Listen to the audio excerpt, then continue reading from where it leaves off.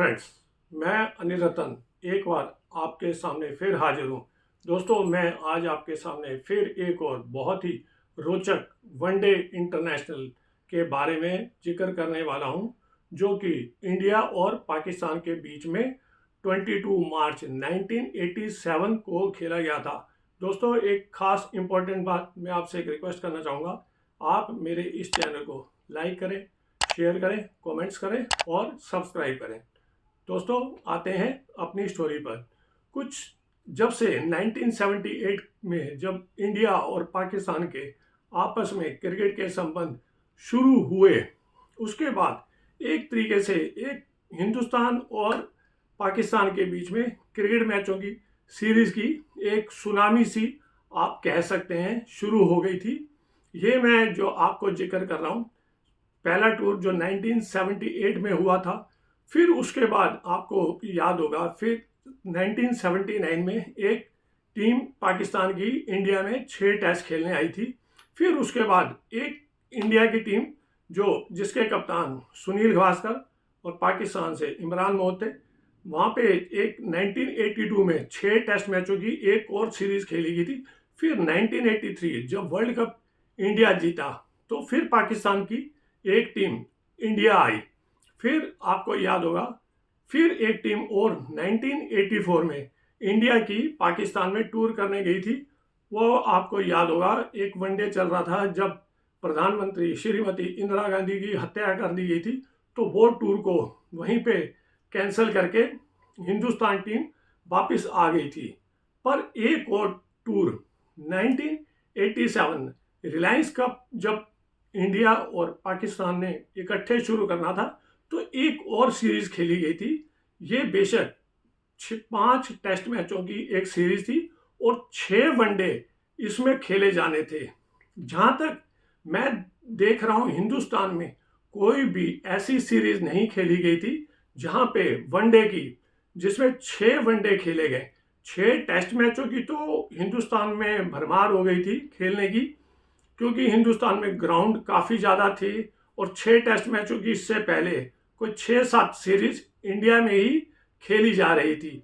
मैं ये एक ऐसे वनडे की बात करूंगा जो कि हालांकि ये तीसरा वनडे था हैदराबाद में जो मैं आपको जिक्र कर रहा हूँ। इससे पहले 2 वनडे जो थे वो पाकिस्तान बड़े आराम से इंडिया से जीत गया था। जब यहाँ पे थर्ड वनडे शुरू हुआ, पाकिस्तान ने टॉस जीतकर इंडिया को बल्लेबाजी के लिए इनविटेशन दिया। इंडिया की बहुत ही खतरनाक शुरुआत हुई थी। हमारे महान सुनील गावस्कर 1 रन बना के, और यही वो एक टेस्ट था जब हमारे श्रीकांत वसीम अकरम की बॉल में बहुत ही बुरी तरीके से घायल हो गए थे। बॉल उनके सिर पे आके लगी थी और ये चोट के बाद जो श्रीकांत थे वो श्रीकांत नहीं रहे जो उससे पहले 3-4 साल इन्होंने जो विस्फोटक बल्लेबाजी करते थे। एक डर आ गया था। बेशक इससे पहले जो कलकत्ता टेस्ट हुआ था, वहां पे श्रीकांत ने बड़े तेज तरार 123 रन बनाए थे, पर वो मैच तब भी मैच में सलीम मलिक ने कोई एक बार लास्ट के 5 ओवरों में पाकिस्तान को 75 रन चाहिए थे, तब भी वो सलीम मलिक ने 72 रन की एक पारी खेली थी जो कि उन्होंने 36 बॉल में बनाए थे। वो एक अपने आप में बहुत ही महान पारी थी। जब यहाँ ये शुरू हुआ तो हमारे 2 बल्लेबाज बहुत जल्दी आउट हो गए। फिर एक नए दिल्ली के सलामी बल्लेबाज से रमल लांबा, इन्होंने 41 स्कोर किया और अजहर अदुद्दीन ने 18 रन बनाए। और यहाँ पे एक टाइम इंडिया के 95-4 हो गए थे। फिर उसके बाद एक रवि शास्त्री ने और कपिल देव के बीच में एक बहुत ही अच्छी ठोस पार्टनरशिप हुई थी। इन्होंने 112 रन बनाए थे। रवि शास्त्री ने 69 स्कोर किया था 74 बॉल में। इन्होंने 5 चौके और 2 सिक्सर मारे थे। और कपिल ने 59 स्कोर किया था जिसमें इन्होंने 52 बॉल 6 4 और 1 6 इन्होंने बनाया था। हिंदुस्तान ने जब निर्धारित समय तक 212 पे 6 आउट थे 44 ओवर में। हालांकि ये 50 ओवर के मैच होते थे, पर क्या होता था, हमारे इंडिया में 9 बजे मैच शुरू होता था और ये 12:15 बजे ख़त्म हो जाता था। 12:15 बजे तक जितने ओवर होते थे ओवर वहीं पे रोक दिया जाता था। या यूं कह दो जो फील्डिंग करने वाले होते थे वो जान के थोड़ा ओवर रेट स्लो कर देते थे। जो भी है, इस मैच में अब पाकिस्तान को 213 रन चाहिए थे 44 ओवर में। जब पाकिस्तान ने अपनी शुरुआत की, पाकिस्तान की तरफ से यहां से रमीज राजा 23 और यूनिस अहमद, इनके दोनों ओपनिंग बल्लेबाजों ने कोई 39 पहले विकेट के लिए स्टैंड किया। फिर उसके बाद हालांकि इस मैच में किसी भी समय टारगेट एक छोटा था जब बड़ा था, जो भी था ये था, जो भी फाइटिंग स्कोर था उस समय, पाकिस्तान कभी भी नहीं लग रहा था इस मैच को हारेगा, क्योंकि इनके विकेट, जो पहला विकेट इनका 39 स्कोर पे गिरा था, फिर सेकंड विकेट को इनका 82 में, जो थर्ड विकेट था 146 में, और फोर्थ विकेट इनका 187 में आउट हुआ था। यहाँ पे इनके जो सलीम मलिक, इनके बहुत ही विस्फोटक बल्लेबाज थे, इन्होंने 84 स्कोर किया था। इन्होंने 89 बॉल फेस की थी और इन्होंने 3 चौके और 1 सिक्स बनाया था, और जावेद मियांदाद ने 25 रन बनाए थे। एक इनके उसी समय के नए नए एक लड़के आए थे, मंजूर इलाही, ये 27 इन्होंने नॉट आउट रन बनाए थे, और इन्होंने 24 बॉलों का सामना किया था, और इन्होंने 1 4 और 1 6 बनाया था। यहाँ पे एक अच्छी पोजीशन में होते हुए इमरान खान बहुत जल्दी 7 रन बना के, और वसीम अकरम ये 8 रन बना के रन आउट हो गए। दोस्तों, जो कहानी का जो ट्विस्ट था वो यहाँ था कि जब 44 ओवर शुरू हुआ था, तब पाकिस्तान को सिर्फ 7 रन जीतने के लिए चाहिए थे, और उस समय इसी ओवर में वसीम अकरम 8 रन बना के रन आउट हुए।